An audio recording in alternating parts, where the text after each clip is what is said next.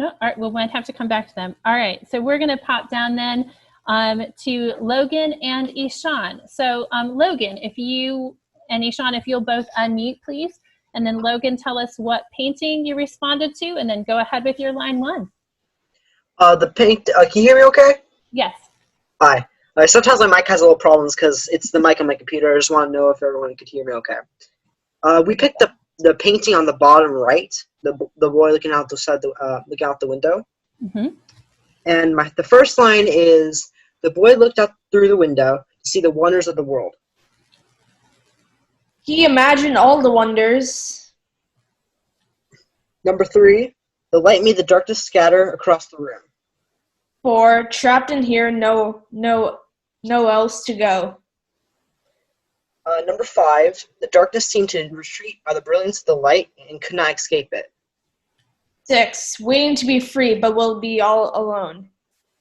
7, the light of the world was so bright it was hard to distinguish the objects on the outside, somewhat blinding.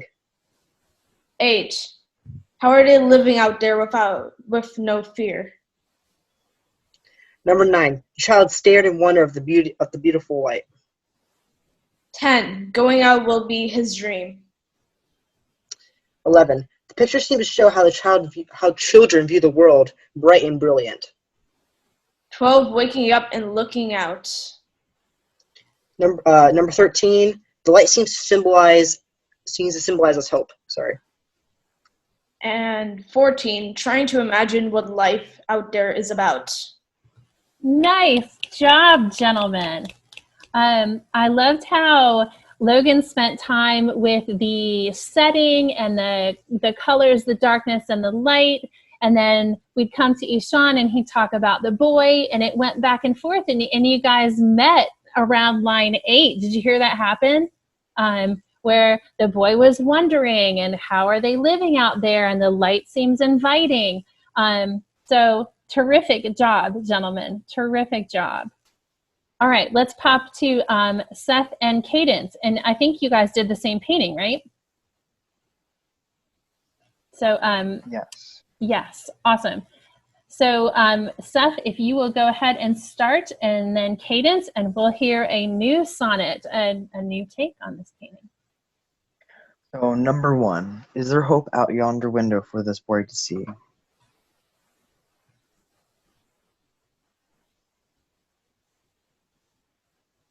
Where's our Cadence? You are not unmuted, my dear. Unmute and hit us up with number 2.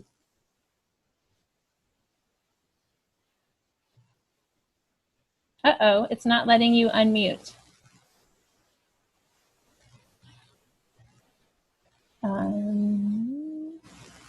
Can you turn on your, whoops. Can you turn on your video, Cadence? Maybe that will jar it into behaving.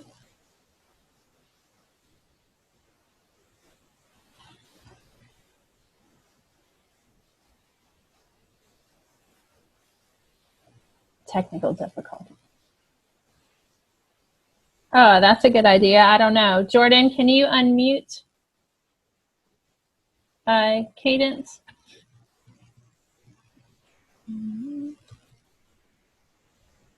Oh, no. Oh, okay. Sherry, can you unmute her? I don't have the power to do that. It doesn't seem to be letting us. I know. I am clicking ask to unmute also. Maybe she could type in her response if we still can't figure it out. That's a good plan. Cadence, do you think that you have your device on mute? Oh, yeah. Do you have your whole computer muted? Yeah. Our other option, Cadence, if you're working with 2 devices, if you take a picture of your lines and post them, then we can, we'll put Seth on double duty. We'll make him read it. Exactly. So while Cadence is working on that, it's no fun at all. you can, I hope you can see from just the two that we heard so far that we get really different responses, but they're emotional. And another piece of art is always a great place to start, especially I found if I'm trying to do a description, pardon me, do a description of something. And I'm feeling like my description is flat, or I'm feeling like it's way too wordy, or I'm just, the picture that I'm creating, even in my own mind with my words, is not great, or not what I want it to be, at least. I'll get on Google and I'll Google what I think I want, and I'll click images, and I will look at the images until I start to sort of warm up and say, okay, oh, that's the picture. Okay, that's a picture in my mind. So how can I describe that? And it's a very visual way to jumpstart, the verbal, the writing tools that we have. So at any point, I think that this is a helpful activity. All right. Just coming back in. Yeah. Can we dial her back in?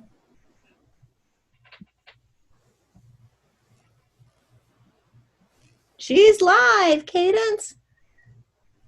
Woohoo! Right, she's still muted. I thought it showed up on.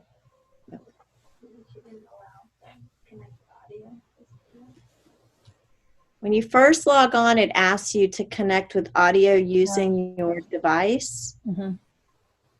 And if you choose yes, if you choose no, it may not work. Cadence. She said she chose yes. Yeah, she said her name. Seth is right. Yeah, I don't know what happened. That's so weird. I know. All right. Okay. Well, Fooey, we'll figure out a way at the end here to kind of catch up with that and hear your sonnet together. Seth, would you like to share your lines with us now, or do you want to wait till the end? It's great with me either way. I don't mind. Awesome. Whatever it's best for you. Okay, well, we'll hear Seth's lines, and Cadence will probably giggle at how her lines are connected. All right. Start typing, Cadence. Yeah. Oh gosh. So would you like me to? Sorry. Would you like me to start at 1, or would you like me to start at 3? Go ahead and start at 1. That'd be awesome. Okay. So I put, is there hope out yonder window for this boy to see? The sadness builds within the child, struggling to break free. The light buys hope, and the hope rewards tomorrow. But this darkness is relentless, feeling his never-ending sorrow. His clothes are poor, but he is grateful. The darkness is binding, ever hateful. But there is a hope that all would be well. That's pretty much it. And because Cadence has the last line there. That's awesome. That is awesome. Good job. Seth, I love how you got into that rhyme and rhythm thing, and you're like, okay, this is how this is going. So it will be very interesting to see, how that rhythm goes back and forth with Cadence's lines also. All right, and so it's an interesting thing to do to me to see how students respond and how different people respond, but how those responses are still very connected, and what gets taken away even as the poem progresses. And I hope you saw that all of your poems started in one place and ended in another, and that's what great poetry does, right? It has a story to tell, it has a problem to solve. And so I hope you got a sense of that today as well. All right, so we are going to move away from poetry, actually, and we are going to do something called a depth charge writing activity. So this is a little more for my prose writers, my essay writers, to add some depth and breadth and just overall description to the things that you are writing. So often, if you have someone who is looking at your writing, or you've read this before, of course, is that we try to write sentences that show instead of telling. And we try to write sentences that are very descriptive and long. Yes, but also, sometimes simple sentences get a bad rap. your essay or your writing or your short story, your novel is going to have some sentences that do the job. And sometimes the best moments are brought by those very simple sentences. Maybe they're in the beginning and they drop you right in and you think, oh my gosh, what's going on? And then you get lots of description after that.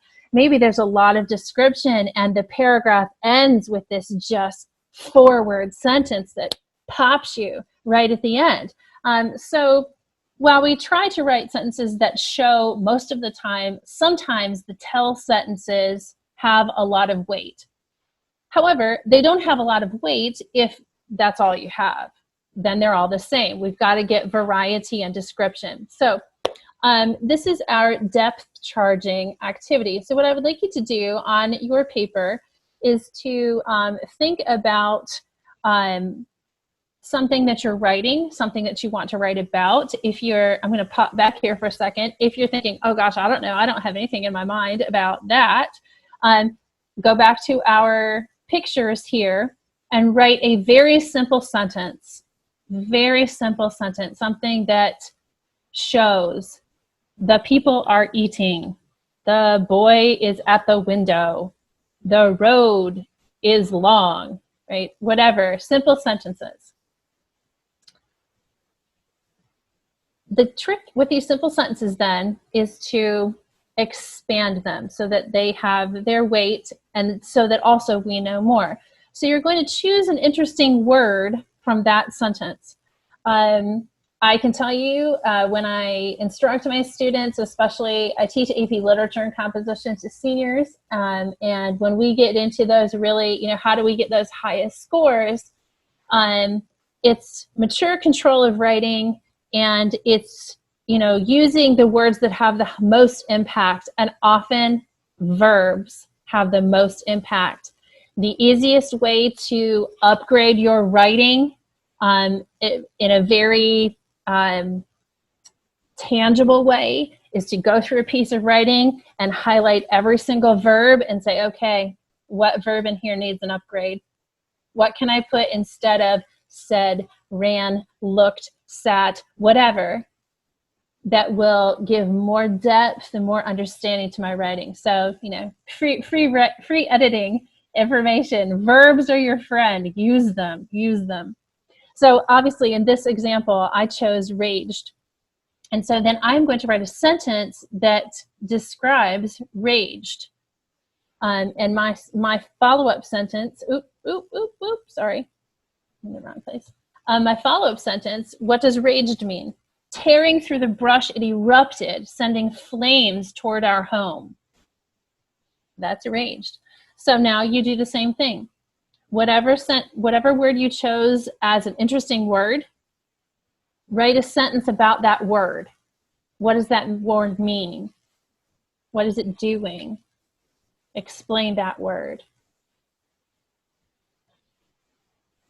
Let's take maybe like 2 minutes to explain that word.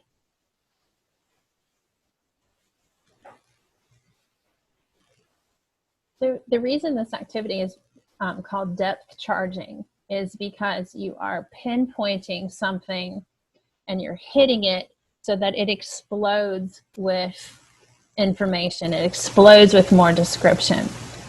So we depth charged one word from our telling sentence. Now we've got a short telling sentence and an explanation of one word. We're going to do the same thing again. So from this one, my second sentence, I chose flames. So I wanted to describe what those flames were like. And then I added that sentence. So now I've got the fire raged, tearing through the brush, it erupted, sending flames toward our home.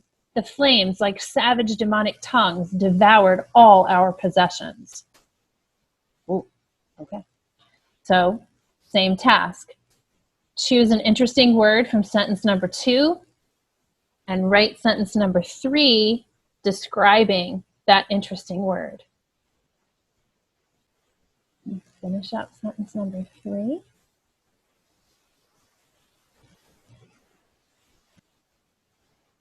And we're going to do it one last time. I'm sure that in reading, in classes, whatever, you have heard that paragraphs must have at least 3 to 5 sentences, right? 5 to 7 have some real heft to them. 3 to 5 is definitely necessary. So we're going to get this sentence up to 4 by doing the same thing one more time. So in this last sentence that I wrote here, I decided to focus on possessions and what that meant. So then I wrote a sentence about possessions. So my whole product is: the fire raged, tearing through the brush, it erupted, sending flames toward our home. The flames, like savage demonic tongues, devoured all our possessions. Our books, our photographs, trophies, toys were all gone, but the people, Mom, Dad, Sally, and I were safe, and that was all that mattered. So a depth charging. What about those possessions? What do those possessions mean? Where do we go from there? That made up my 4th sentence. So now you choose, let's do it one more time. Choose an interesting word, write that closing sentence to this paragraph. All right, finish up that last closing sentence. All right, so I put this picture on here because it's just an explosion of color, and the depth charge writing activity should just be this explosion of possibly visual, auditory, an explosion of imagery, taking that one tell sentence and just creating a whole scene from it. So I would love it if we had some volunteers who would like to share their depth charged paragraph with us to kind of close out this activity this evening. I have some brave souls. Ooh, Who wants to unmute? yeah. Emily. Awesome.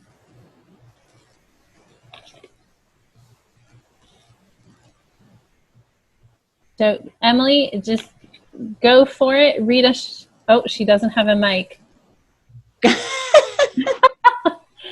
Oh my goodness. Oh. Who's going to read? Well, I'm going to put Logan on the spot because if he'll do it, because Logan, when you were reading your poem, it was clear to me that you're a prose writer.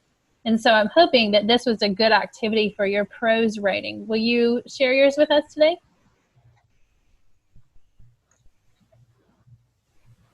Can you hear me? Yes. My first sentence wasn't that great, so it kind of made it a little hard for me to write my other sentences, but I'll try. I know you're up for the challenge, dude. Okay, so the light obscured the view. The objects outside the window were unintelligible and hard to see. The objects were enveloped in the light and seemed to be part of the light. Light became one with the objects, and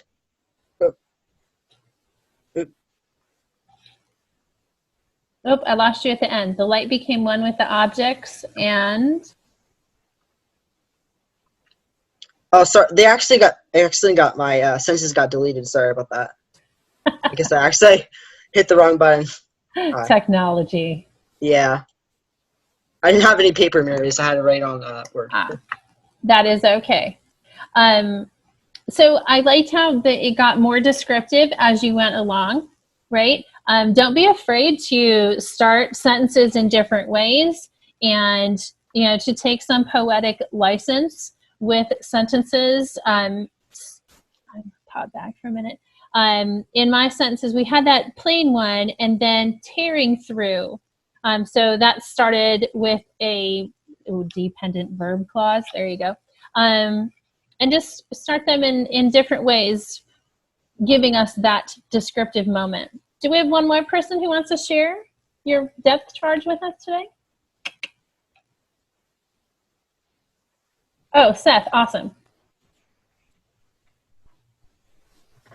So my one is it's a bit weird, but Weird. it's about a creature. So Cool. but first start with, so I put the knife was razor sharp. It sliced through the air and sought out its target with deadly precision. The target's head was cleanly separated from the body of the previously dead creature. The creature's body rolled to the damp floor. Its luminescent blood spilled to the floor, lighting the icy tavern with its warm glow. Oh, nice. Very good.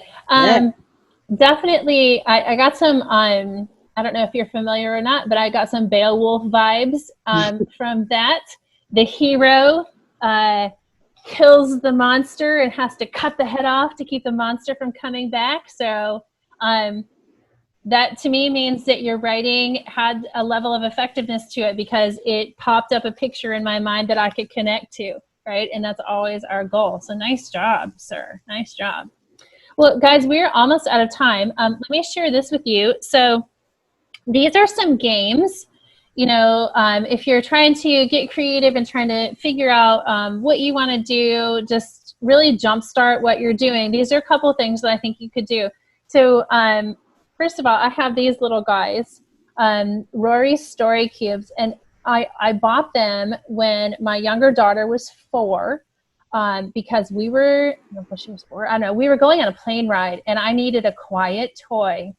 And these are relatively quiet toys and you can roll them and they have little pictures on them and stuff.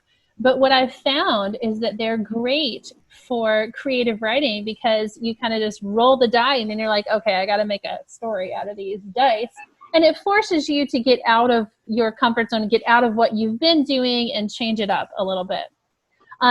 Also, I have pictures of phones there because, you know, if you are in a friend group who are writers or in a writing group or you follow writers on Instagram or whatever, I mean, there's always the, oh, show me the 7th picture on your phone. But you can totally do this in a group of writers and say, okay, you guys, pick a picture from your phone and let's text it, you know, in our circle. You text it to me, I'll text it to you. And then you have to write something about that picture. Again, just sort of out of the blue, creativity, and you can be working on what you think you need to work on. If you think you need to work on sentence variety, that's a good way to do it. If you need to work on auditory description, you know, what are the sounds that would be happening in this photograph? You can do it that way. And again, it's a fun way. It's a photograph challenge, a writing challenge. And then finally, I have a picture of a tree because I'm going on a nature walk, really, and just being super quiet and listening and writing down everything that you see and hear. I call it a brain dump.